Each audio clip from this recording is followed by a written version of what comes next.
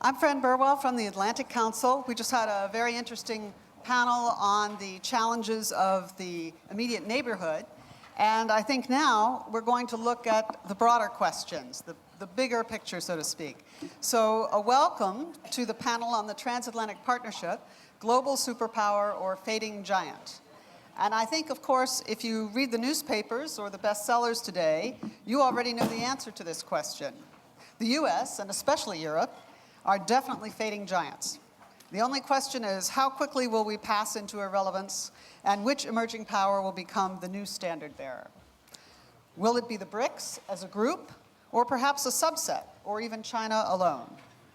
Or will it be the TIMBYs, one of my favorite new acronyms for Turkey, India, Mexico, Brazil, and Indonesia, countries with strong demographics and economic growth rates, and with reasonable states of democracy? The other option, of course, is that there will be no one to take up the mantle of global leadership. And the US National Intelligence Council has predicted in its 2025 report that global governance will suffer and perhaps disappear, leaving countries severely handicapped if they wish to work together to address an increasing number of global problems.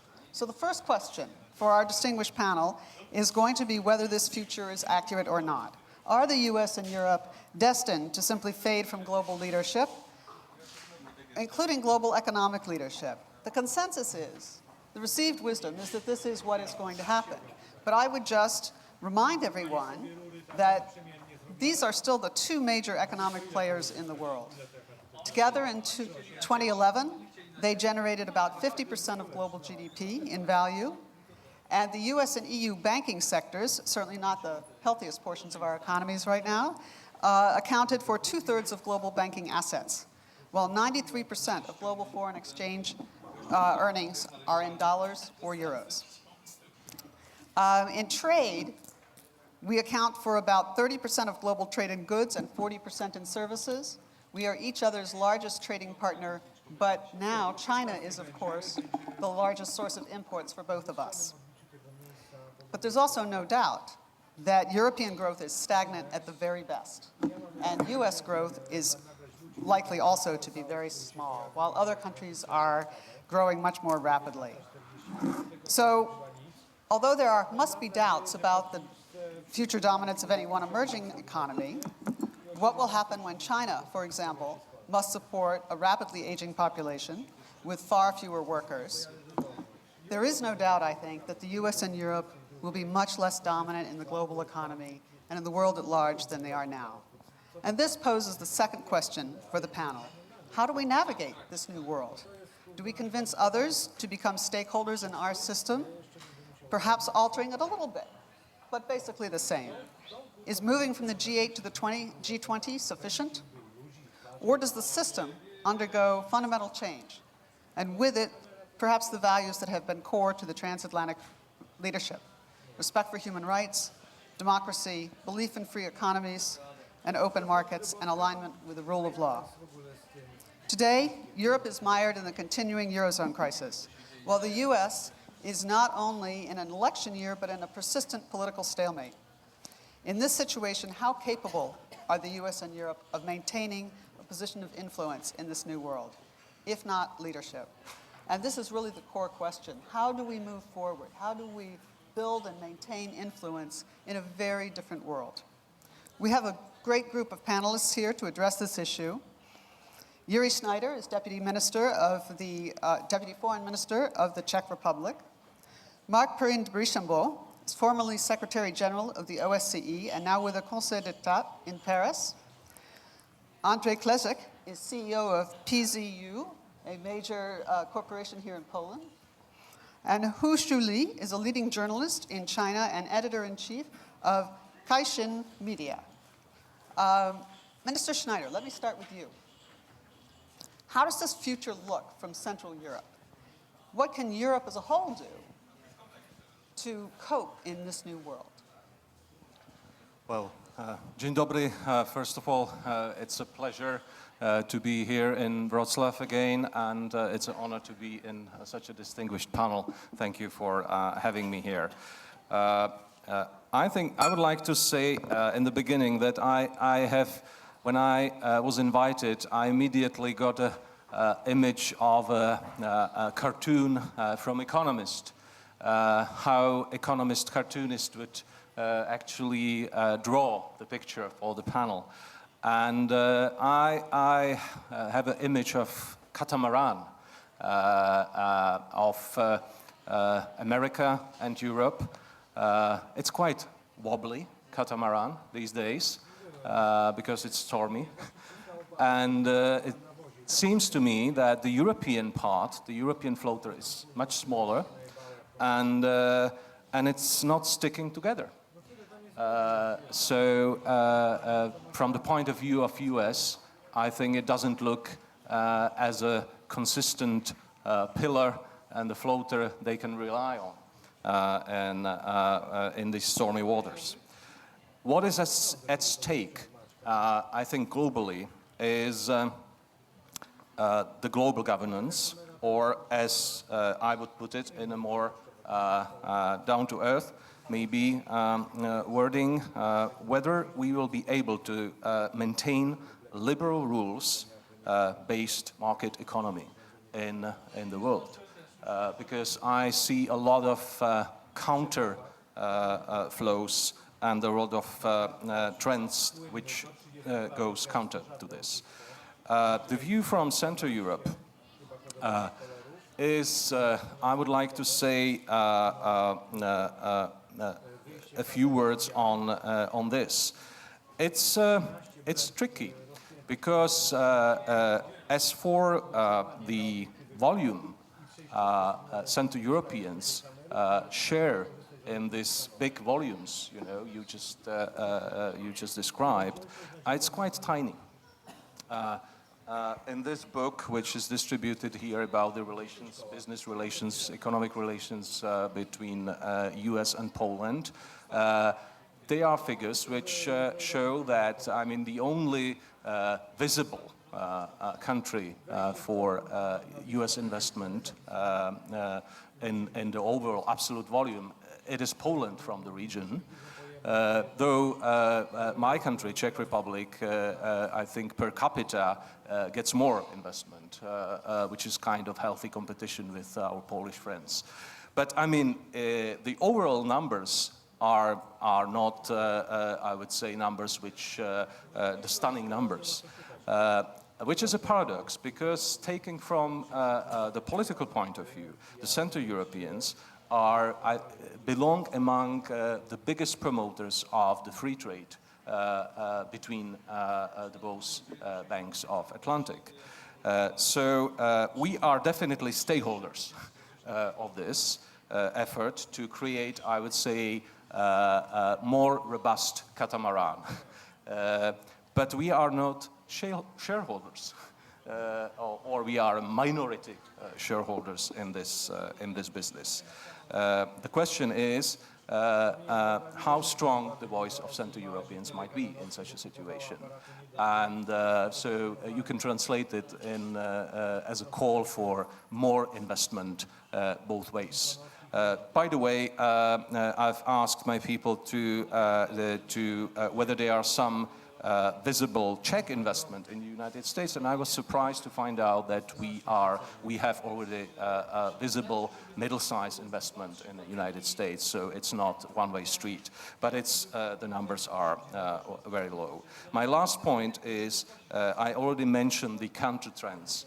And when I follow the European debate, I see a lot of resistance against the removing of barriers.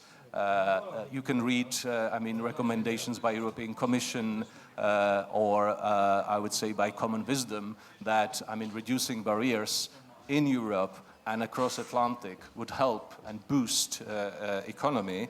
But on the other hand, I think these expert recommendations are not listened to, or maybe they are listened to, but they are not they are not transferred into practice by the politicians, because they are afraid of the, I would say, protectionist tide across Europe. And that's one of the biggest challenges we are facing. Of course, there is a protectionism present always in the United States, and there was always a debate in that, but I just want to refer about the European side. So in this round, I just want to say these remarks, and I will be happy to react to my distinguished colleagues here. Thank you very much. I think you've focused rightly on the economics, in a sense. But there also is, and I would say that in Central Europe has been a leader in Europe in at least putting forward the values of democracy and talking about the attractiveness of the European model, of the Western model, if I can put it that way. And I wanted to turn to Marc de Brichambaut, who was at the OSCE and while there oversaw efforts to move democracy and free markets into Central Asia, as well as the edges of Europe. It used to be that democracy we were attractive. We had a power and influence in the world, soft power, because of our attractiveness as democracy. Given what's been going on, is this still attractive enough as we move forward, or are there other regions that are attractive when we look at the balance between the US and Europe and other regions of the world? Thank you very much, Fran. It's great to be here with such a subject, and I think you're putting the right question. It's a matter of soft power. What the North America and Europe have in common is that they are foremost in putting forward the model of democratic liberalism, a system of governance where you have the rule of law, individual right, free choice at regular intervals with known rules, and the economic underpinnings which Minister Schneider has just reminded us about. And it's been a remarkably successful model, let's put it that way, in the course of the last 20 years. The outcome of the last great divide of the world has been a progress of this model, the enlargement of EU and NATO, a huge success story. But we are seeing other models coming up. Now that communism is away, we are seeing authoritarian capitalism, we are seeing radical Islam, we are seeing the temptation of regional hegemony. And the answer to your question of whether the core of the soft power of the Transatlantic Partnership will remain vibrant and attractive really lies in answering, I believe, 4 questions. Question number 1, will the transatlantic partners manage to overcome their own ongoing problems? There is an economic crisis, but the outcome of the economic crisis, the success or failure of those societies, is whether they can manage to govern themselves out of the crisis economically and keep the social cohesion. It's quite obvious in Europe, where the problems met by the Eurozone, if they are not properly addressed and properly overcome, can create great social damage and undo the achievement of bringing together all the members of the Western European family and have this attraction we've just heard on Ukraine and on Moldova right now. This is absolutely crucial. The jury is out. We don't know. But we know that unless there is further efforts at keeping the family together, maybe a little more federalism, it will not work. I'm sorry to say that the US also has its share of problems. Look at the risk of sequestration at the end of the year, the fiscal problem, the polarization of the political life in the United States. This is difficult and can lead to the US being less attractive and less involved with the outside world. So both poles have to overcome their problems and do their homework. I believe they can do it, but we're going to have a few difficult years ahead of us, probably years, not just a few months. The second question, will the countries continue around this, the Transatlantic Partnership, continue to be attracted by this liberal democracy model? Well, it's obvious with the Arab Spring that we have a great challenge there. We are seeing the process of democracy playing out now in Egypt. Hopefully it will play out in other countries. And the path towards liberal democracy is a long, arduous, and perilous one. There are moves forwards, there are moves backwards. It is only if there is a strong attraction and support from the poles of liberal democracy that there is a chance over time for the model to catch up and to allow new generations to sort of flourish and move forward. This is obviously also true to the east, not only to the southeast, but also to the east, where you mentioned Central Asia. The fate of the Russian political system will be very important in the future for Central Asia. Countries like Kazakhstan clearly leapfrog over Russia and try and look at what is going on in Europe and link themselves to what is going on in Europe and the United States.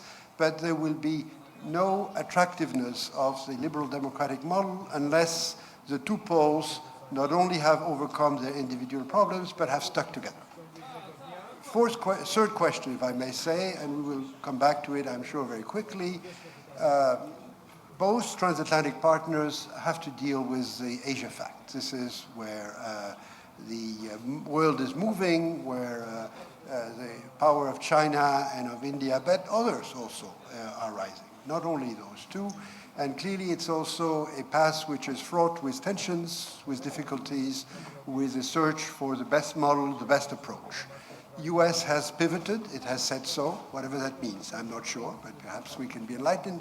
But it will not be successful unless it has with it Europe, because Europe carries, as you said, the markets, it carries a soft power, it carries the potential for providing norms. In other words, it is only if the US and Europe together address the problems of accommodating the rise of Chinese power, of the post-Afghanistan situation in Southwest Asia, which is going to be a huge problem. The world does not stop when NATO forces stop being involved in combat in Afghanistan. The problem of Pakistan remains, the problem of relationship between Pakistan and India remains, and there are many other difficulties which clearly justify an active involvement of both the United States and the Europeans acting together.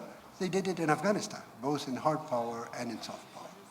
And the last question, which they will have to address together, is will they be able to transform the existing semi-hegemonic system which they are running, and I think this is a point which the minister was making, into a real global governance. It is clear that the international order as it works has been framed and supported by the Transatlantic Partnership, both on the political side, the UN Security Council, and on the economic side.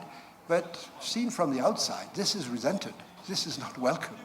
And the attitude of many of the emerging countries is sort of diffident. They don't feel they have a share in this. They don't only very reluctantly get involved in the current institutions. The real problem for the Transatlantic Partnership is to transform what institutions which are more necessary than ever to regulate the international economy, the trade, environment. We're going to have the conference in Rio, climate change, energy transition, and to do it as a genuine collective endeavor, where not only the major emerging partners feel fully at home and committed, but only the rest of the community, the Africans, for instance, and other partners. This is going to be very complicated. It will require a lot of leadership, it will require a certain amount of vision, and it will hopefully be done without crisis, but this is a major project for the Transatlantic Partnership altogether. So the answer to your question, the answer to your points, Fran, is in the making. It will require vision, leadership, and luck. Thank you very much. We've now heard that the jury is out and the solution is in the making. I'm very glad that today we have a business representative, a top business representative with us, because I've often found that those of us from think tanks and government get stuck in one particular view, and sometimes it's quite telling to hear something different from the business community, which lives somewhat in a different world, a more day-to-day world, I would say, less theoretical. And so I'm delighted that we have Andrzej Klesyk here, who is running a major insurance company. And I want to ask, how does this world look to you? What do you see when you look forward in the global economy? And what do you see that the US and Europe need to do to make themselves remain competitive in that emerging world? Perfect. Thank you, Fran. Thank you, panelists, and thank you for inviting me to this panel. I would like to make 4 quick points here. The first one is about the fact that we are pronouncing the death of transatlantic partnership too early, way too early. 20 years ago, when I was studying in the United States, I took a seminar with an advisor of President of the United States, economic advisor. And at that time, we discussed the fact that sooner or later, the United States will stop being a superpower. 20 years later, nothing changed. So again, crying wolf, it's not very helpful situation. And for 2 reasons. One, Fran mentioned the fact that we are the largest economic zones in the world. Together, we are even bigger. Secondly, we have roughly the same GDP per capita. So there's no major differences between these 2 parts of the world. And thirdly, that no one really mentions that, it doesn't really matter how much GDP you generate. What matters is where assets are controlled. And whether we like it or not, the assets are being controlled in the United States, in London, in Frankfurt, for the time being. Obviously, more and more assets are being controlled in China. So, to summarize the first point, from my perspective, whether we like it or not, we are bound to be married. Obviously, the United States has a little bit more strategic freedom to get married to someone else, but I don't think that would be a very wise move. And I believe that this might not be a marriage of love, but at least should be a marriage of wisdom. So we should be together. Second point that I would like to stress from my perspective is that whether we like it or not, United States and Europe are not homogeneous. It's less so on the other side of the Atlantic. There are major differences between different states and different parts of the United States, but in Europe, we have a problem of managing differences. On the top line, in Europe, for example, we have pretty much well-balanced balance of trade. However, on the countryside, the differences are huge. And the fact that we do have one single currency does not help us to address those differences from the economics point of view. Because one of the major tools to increase or decrease productivity, i.e. exchange rate, disappeared. And we do have a major problem. Obviously, everyone knows about Greece and so on and so on. But the major country that benefited from having currency was Germany, that kept its productivity extremely high because exactly of the fact of the single currency. Someone else is paying for that. So that's the third point. No, the second point. The third point is about competitiveness. Because in the end of the day, we do need to be competitive. And from my perspective, there are 2 potential ways of becoming competitive. A, increasing productivity in kind of current business model. B, trying to figure out the way of breaking out business paradigm. So increasing productivity, I don't think that this is exactly the way that Europe, the United States can pursue. For example, 95% of world export of lingerie and underwear comes from China. So statistically speaking, 95% of you are wearing Chinese underwear. And probably trying to become kind of better in producing underwear, this is not the way for Europe or the United States to go. The same thing applies to smartphones or tablets. 90% of tablets are being produced in China or in Far East. However, what it means that in certain parts of value chain, we gave up. Rightly or wrongly, but we gave up. However, we did not, fortunately, give up in the most value-added part of the business. So I don't care whether Chinese are producing the best smartphones. However, the first part, designing, and the value-added part stays with us. So either Europe or the United States. Terrific.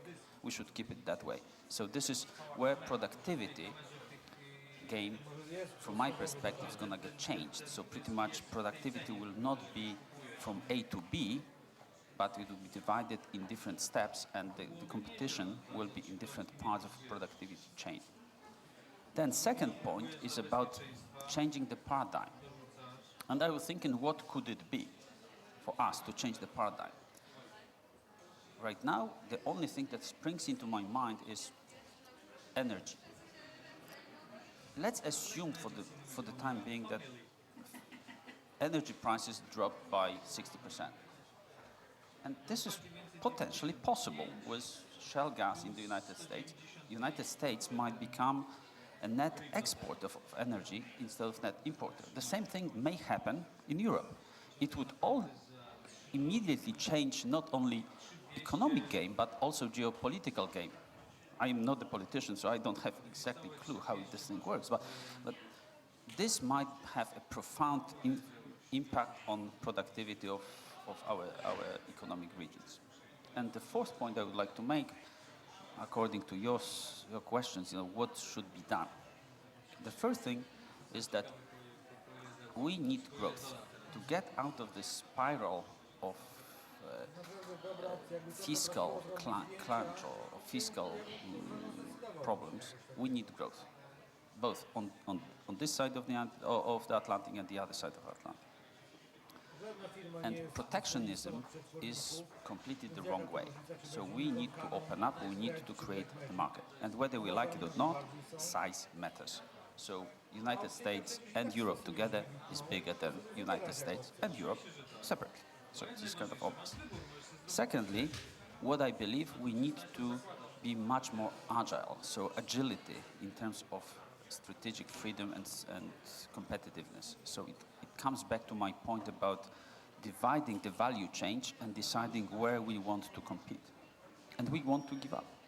So creating and occupying the space in the most value-adding steps of value chain would be the way to do. And finally, trying to, how to phrase it in front of some of my colleagues from politics, removing the barriers to do business. The cost of doing business, both in Europe, and mostly so in Europe, but also in the United States, is too high, way too high. So. Thank you very much. You've brought up the question of a Transatlantic Economic Initiative, which has been something that has been talked about in various meetings, and I hope that we'll have some opportunities, perhaps during the Q&A and perhaps also throughout the next day and a half. There's some other panels that might address that as well, but it's an intriguing idea. Shuli, as a journalist, you've covered many of China's domestic challenges. And Mr. Klesyk just brought up the point of diversity in Europe and the United States, that China is also, of course, an incredibly diverse place. How does all of this sound to you?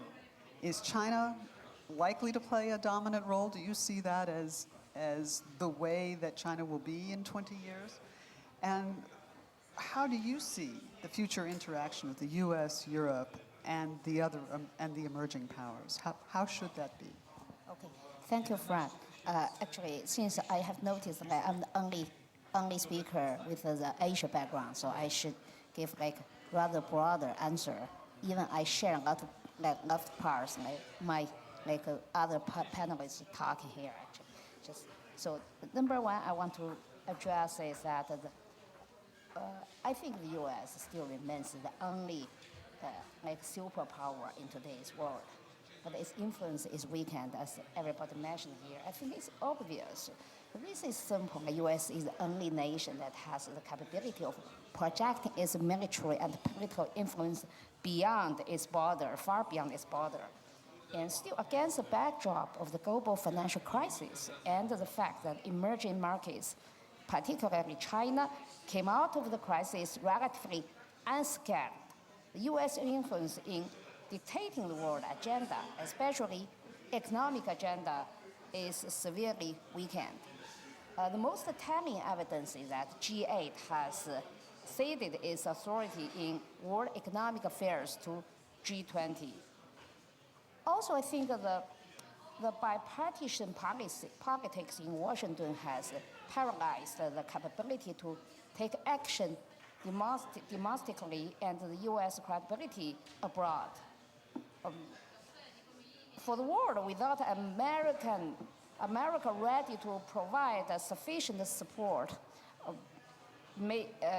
I think the major geopolitical earthquake, such as the Arab Spring, is less likely to occur this year because major change, even on a foreign land, will, to a large extent, depend on the U.S. open or tacit endorsement. A second point I want to address is China is in a position to challenge the U.S. supremacy, but the real conflicts are not likely to happen. I think there's no doubt that China is in a position to be the most likely different competitor to challenge the U.S. supremacy, given the quite different background China and the two countries have ever held. However, that doesn't point to an inevitable conflict or even war between these two countries. I think the reason is in the twofold. The first has to do with the U.S. dominant power. It seems that the Chinese government will not choose a self-defeating strategy unless it feels a threat to its survival of the regime. Despite its might, there is no way for the U.S. to initiate a regime change in China. The second, the situations where China rises are different from those in the 20th century. In general, the U.S. supremacy is conducive to world peace and as a world policy. As world police, the U.S. mighty military presence safeguards the free trade and freedom of navigation, which contribute to China's economic miracle. It's not in China's fundamental interest to upend the world system anchored by the U.S. China itself also has a lot of internal difficulties and cannot feel certain that this country is on a sustainable and healthy path of development. So country feels itself has to focus on its own problems. The third point I want to address is how to China look at the U.S. and Europe now. And for China, the U.S. and Europe are both deemed as a West. But the reality is that China has seen a widening gap across the Atlantic Ocean. Against the backdrop of the U.S. pivot towards Asia, Europe is losing its importance in the U.S. strategic calculation. What is more, the reluctance of continental Europe, especially Germany, to use military force in dispute settlement is in stark contrast with the approach by the U.S. in dealing with the economic crisis. That also has been different in the way they took. So even in the eyes of some top Chinese academies, Europe is now no longer viewed as an independent political is no longer a political force that is in parallel with the U.S. as before. In China, right now, people like to discuss divided in terms of foreign policy, dealing with two groups, U.S. and non-U.S., or the U.S. or the rest of the world. And so don't put the U.S. and Europe always as together. That is very clear nowadays in China. If China is whether Chinese behavior will fail with the internationally recognized standard, I think it will be decided by the changing domestic dynamics.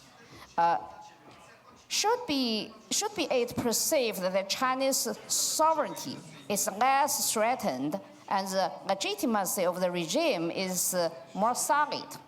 There will be less resistance toward Western values. That is the situation, I think. It's very clear, even China has already realized that there's a very heavy pressure of global governance and start to make some adjustment in its foreign policy. China still faces its own sovereignty issues and huge domestic challenges, as I mentioned before. So the need to maintain territorial integrity, as well as the policy, industry determined that China will not move too far away from its traditional way of conducting foreign policy. I think in the near future, even not recent, but near future, China will keep the same way, even it has already realized they should be part of a stakeholder. But anyway, what China is going to play, you mentioned for 20 years, it's hard for me to answer because it's a little bit far away. I think China itself is under evolution. It depends upon where China is to go, what China will be in 10 years later. So let's see. Thank you. Thank you very much, Shuli. I think you've reminded us of the very obvious but often unsaid truth that China has benefited from the existing system, and that therefore it would not necessarily want to upend that system. And, but I found very interesting your comments about Europe and the way Europe has been kind of subsumed into the rest of the world, the US and the rest of the world. Yeah, in the eyes of China. Yes, in the eyes of China. It's, I think, not the way many Europeans see themselves, but it is, of course, important that we understand how the Chinese perceive both partners in the Transatlantic Partnership. I'd like to go to the audience now, and if people have questions. Yes, I see one here, and did I see one over there too? Yes, okay. Let's pick up 2 questions and then come back to whomever on the panel wants to answer them. Thank you very much for the distinguished panelist. I'm Tian Sun from University of Wroclaw, and I have a question for Mr. Klesyk. Thank you. You mentioned that you feel like Europe and America in the whole process of a commodity chain in a global context that you still harbor the most value-added part of the commodity chain. But for example, maybe a couple 10 years ago, Japan or Taiwan was also the most manufacturer export actors in the global market. But right now, they also possessed the most value-added sectors like technologies and innovations. Do you think as China as a big as a vital player right now in a global platform, they will be satisfied to stay just as a manufacture center instead of moving on a little bit upwards in the commodity chain? Thank you. Let me just add to that. There's a debate going on in the United States about whether we should renew our manufacturing sector and whether this tradition, and you're in the services, but there was kind of this view that you went from agricultural economy to manufacturing to services. Germany was always the outlier, and they're doing very well, thank you, because of it. So the value chain. 100% agree that no one would be satisfied with having control over the least value-adding steps of the value chain. And this is normal, and I 100% agree with you, because you implied that China will not be satisfied. 100% agree, and forgive me for saying so, they would be stupid to be satisfied. So the war will be, I mean economic war, just to make it clear. The economic war will be about the fact who's going to try to control these value-added services. For the time being, because China and also parts of Asia have much more to gain from squeezing or start trying to control the least value-added parts, because there is quite a lot of value to be squeezed out. But sooner or later, China will move there. And in some parts of technology, we already see it. In some parts of pretty much defense, we see it. China is very wise in trying to protect the financial sector from being controlled from outside. So I fully agree that China is thinking about which steps of value chain they will try to control. However, from my point of view, we need to try to defend what we used to own. So it's pretty much trying to defend the property rights, intellectual property rights, trying to keep patents and making sure that whatever it's created here, we monetize. Because the United States is terrific in monetizing whatever they come up with. Even sometimes this is crap, but they monetize it. It's outstanding. And the world is learning from the United States, and I fully agree with your implication. Thank you. And there was a question. There, and then there's one in the center back. Could you hold? Yeah, that gentleman there. My name is Walter Jurasek, again from Washington, D.C. I'd like to ask a question to all panels. How do you respond to critics that you always talk about democracy to Russia, to Middle East? However, you're missing the point of a democracy in China. And the following question, which is economical questions, how do you can compete with the cheap labor of China? And how you can create jobs in the United States and including in Europe when you're dealing with such a situation? Thank you. Thank you. I'd like to pick up, there was a question there in the middle. Can we get a mic up to the gentleman there? No, way up at the top. Sorry. Thank you.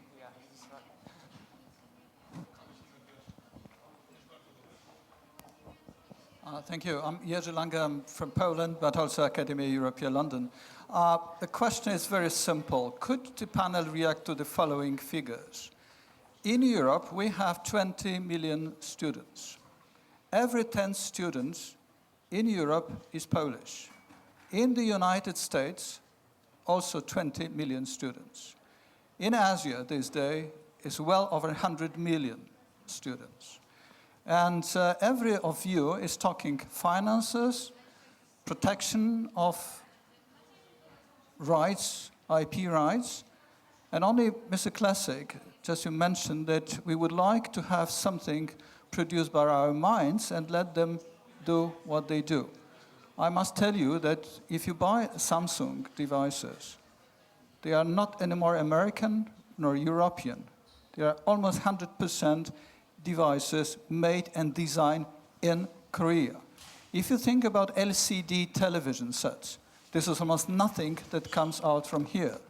So my question to you is, think about the situation in 20 years. Why do all our countries bother about guns, powers, well, sorry to say democracy, but very little is being said about youngsters, education, and putting money into science? So here we have how to compete with cheap labor, but also investments in education. And will that help us remain competitive? So, Jiri, can we start with you? Could you? Well, thank you. I would like to address basically both questions in one, because I want to speak about I think where I feel there is a competitive edge of Europe and US and the whole free world. I wouldn't limit it to the transatlantic relations. And this is that I'm deeply convinced, and I think we have to prove it in the competition, that the liberal free system is best system to unleash the capital and creativity of the people, which is, I think, the real wealth everybody has, I mean, at its disposal. If you would take the best brains who actually develop these designs and are authors of the screens or tablets or whatever, I think you would find out that most of them have links to the best universities, which still currently are in Europe and the United States mostly. And of course, there was a debate. I remember the article in Economist. A couple of years ago, I met a Chinese professor who said, well, until the Chinese and others will copy, you can sleep well. But when we start innovation, I think, you should be worried. And then there was a couple of years ago, there was an article in Economist, having the statistics, the steep, increase of patents in China. I think that's what matters. I don't want to go into details, but I'm still very much convinced that freedom is a necessary condition to unleash the capabilities of people. And I think this is where I see the link, and we should make this link quite visible. My final point is, because we're running out of time, I think we have to get out of this doom and gloom mood, here. And we should be maybe more self-confident and not just looking into the economic statistics only. Thank you. Thank you. We've had one gentleman who's been very patient there. Thank you very much. My name is Daniel Bilek. I'm from Kiev, Ukraine, via Toronto. My question is to Ms. Hu. I was very interested in your comment that China was going to remain wedded to its essentially a regionalistic view of its foreign policy. But how does that jive with the sort of the new initiatives of the Chinese Navy and the People's Liberation Army to expand the blue water navy and the kinds of conflicts that we're now seeing much further afield than what China has traditionally tried to maintain on its coastal waters? And doesn't that have implications for a broader conflict with potentially with the United States over places like Philippines, Taiwan, and other issues as the Chinese expand their navy? Let me get one final very quick question. There was a gentleman there. That's it, I'm afraid. My name is Marc. I'm former Poland's ambassador to the EU, and at present I'm EU official. Well, I have a feeling that sometimes we use terms of the past and try to apply to the current situation. Labor costs were mentioned, liberal, etc. In Europe of today, positions of the member states are much more diversified than they were some 10 years ago. So there is no one single European philosophy. And second point is about Europe's social model and labor costs. What's the prospect? It's my question to the panelists. What are prospects of continuity of European social model? What about our costs? So I have a feeling that we stick to the terms of the past, not necessary to look for a new approach to the current system. And my feeling is that situation is not so rosy, including transatlantic relationship. Thank you very much. I'm going to be very unfair to the panelists because we're standing between the group and their coffee break. And I'm going to give you each just a very quick opportunity to comment. I thought that since Marc is in the country where the social model is really being debated following your presidential election, that you might want to say a word or two about that. And then we'll go to Shuli to answer the question about Chinese maritime policy. If you allow me, just before the social model, one point. Most historians agree that in the 16th century, China was 50% of world's GNP. We had a fantastic parenthesis because it was the Europeans and then the Europeans and North Americas that together developed the new technologies and did it because of this entrepreneurial spirit and because of their open societies. The parenthesis is closed. We now are again into a globalized society where there is competition between all parts, but there is also constant exchange and stimulation between all parts.